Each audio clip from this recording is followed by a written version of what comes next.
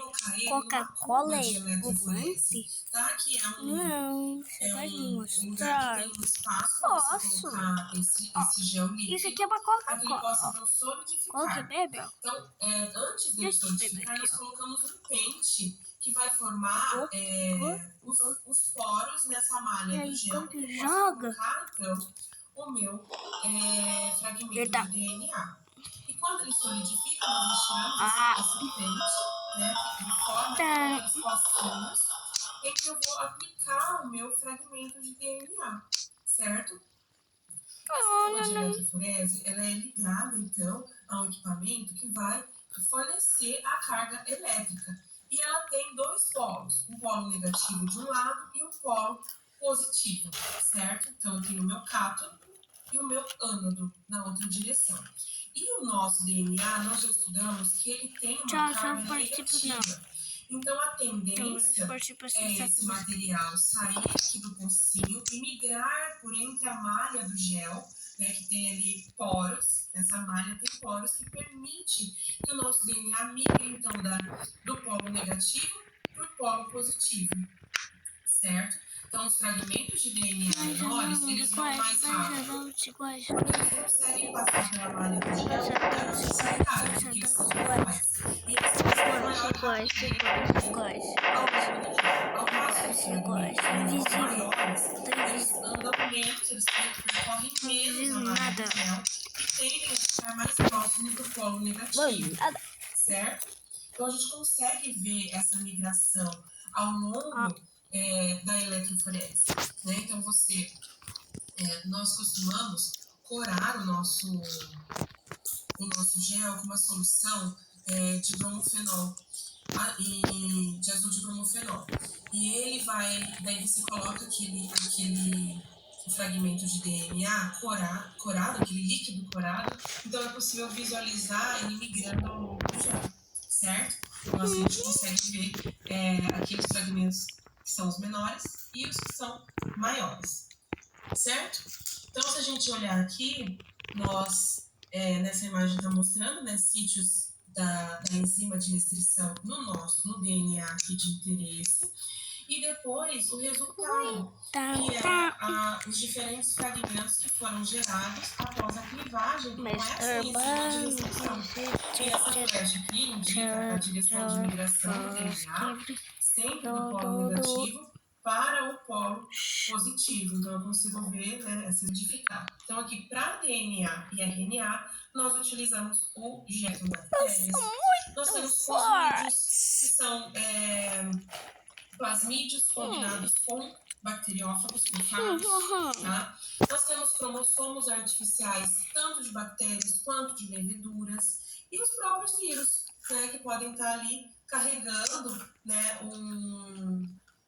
uma informação genética e de interesse. Então, ele vai entrar e infectar ali o hospedeiro. Eu consigo segurar isso? Esse DNA de interesse.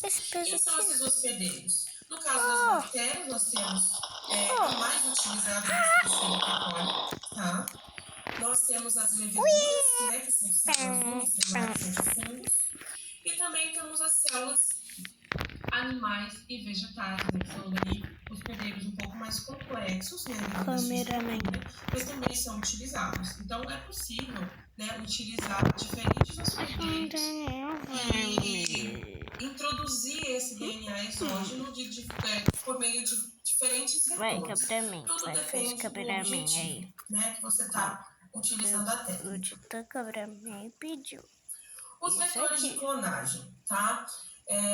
Nós temos aqui, por exemplo, um gene de interesse que vai ser cortado usando uma enzima de restrição e um inserto, que nós já falamos lá no início. O que é esse inserto? É o fragmento do DNA-alvo que vai ser usado para a construção de moléculas de DNA recombinante. É o DNA que eu tenho interesse, é o DNA exógeno, tá? Nós temos diferentes tipos de vetores para clonagem que podem ser utilizados, e isso vai depender do tamanho do fragmento de DNA que eu quero que seja clonado. Os plasmídeos são excelentes vetores, só que eles têm uma limitação, que é o tamanho, né, os pares de base. Né? Então, geralmente, eles recebem ali fragmentos de DNA com um tamanho de base menores, tá? Então, aqui eu tenho alguns nomes, né, de plasmídios que são utilizados, né?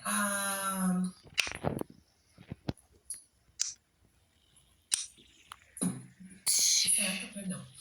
Nós temos também o bacteriófago, que é o fago lambda. E o fago lambda, nós conseguimos trabalhar com um inserto, um fragmento de DNA um pouco maior, digamos que o dobro do máximo que o plasmídio consegue, né, carregar com eficiência para que esse processo seja desenrolado. Os cosmídeos, como eu mencionei, que é um plasmídio combinado com o fago, então carrega, né, tamanhos maiores desse fragmento. E eu tenho aqueles fungos artificiais, tanto de bactérias como... Solta.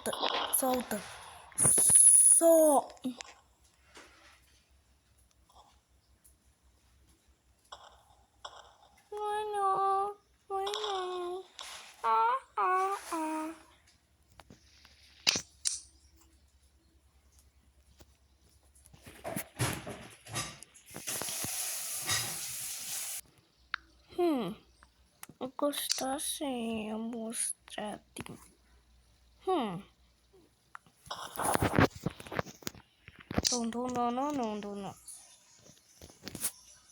Não, tira. Gente, eu quero mostrar isso aqui, ó. Está na hora da prenda. Vocês ficam perguntando. Que prenda? Vem, que prenda. Isso aqui é prenda, gente. Eu vou te mostrar uma prenda aqui. O que é prenda? Prenda aqui, ó. Piuf.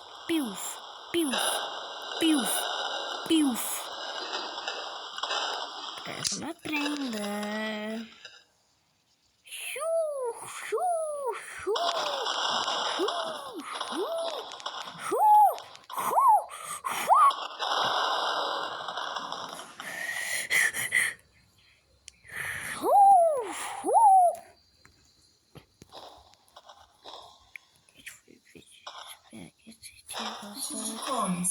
Deixa o like e inscreve-se.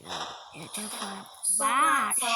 Tá bom, falar. Tá? Então, os plasmídios, eles Espero que vocês tenham gostado. Deixa o like, se inscreve pra se bater milhões de inscritos. São moléculas de DNA circular, dupla fita, tá?